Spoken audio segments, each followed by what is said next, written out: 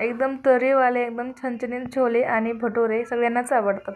बघू शकता भटुरे एकदम टम्म फुगलेले आणि छोले कसे एकदम तर्रीवार दिसतात ना। तर छोले भटुरे बाहेर खाण्यापेक्षा तुम्ही घरी बनवू शकता। छोले भटुरे बनवण्यासाठी मी आधी भटुरेसाठी 3 कप मैदा घेतला आहे। त्यामध्ये 2 चम्मच मी सुजी ॲड केली आहे बारीकवाली। त्यानंतर मी अर्धा चम्मच मीठ, अर्धा चम्मच साखर आणि अर्धा चम्मच मी इनो टाकला आहे। माझ्याकडे काही सोडा नव्हता म्हणून मी इनोचा वापर केला आहे। हे तिन्ही गोष्टी छान प्रकारे मिक्स करून घ्यायच्या आहेत। त्यामध्ये 1 कप दही टाकून छान प्रकारे पीठ मिळवून घ्यायचं आहे। तर बघू शकता पाणी यामध्ये मी ॲड केले नाही आहे, फक्त मी दहीमध्ये आधी मळून घेतलं। नंतर हवं तेवढं पाणी टाकून पीठ मळून घेतलं आहे। त्यामध्ये मी थोडंसं तेल ॲड करून छान प्रकारे पीठ मळून घेतल्यानंतर पीठ जास्त कडक नाही ठेवायचं आहे, थोडं मऊच मळायचं आहे। आणि पीठ मळून मी साईडला ठेवून घेतलं आहे।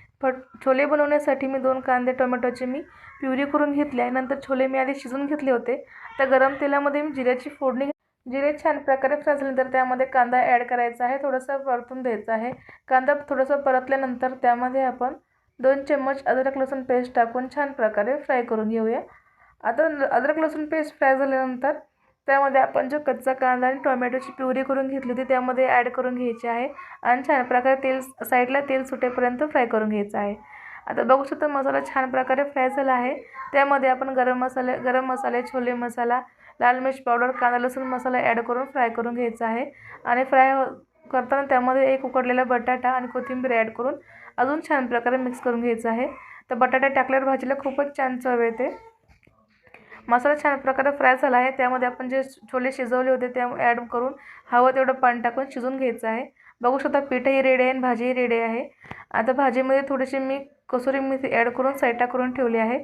आता तेल मी आधीच गरम करत ठेवलं होतं। बघू शकता तेल गरम झालं आहे आणि भटुरे लाटून घेतलं आहे आणि हातावरती उलटपलट करून घ्यायचं आहे। आता असं केल्यानंतर भटुरे थोडे स्प्रेड होतात।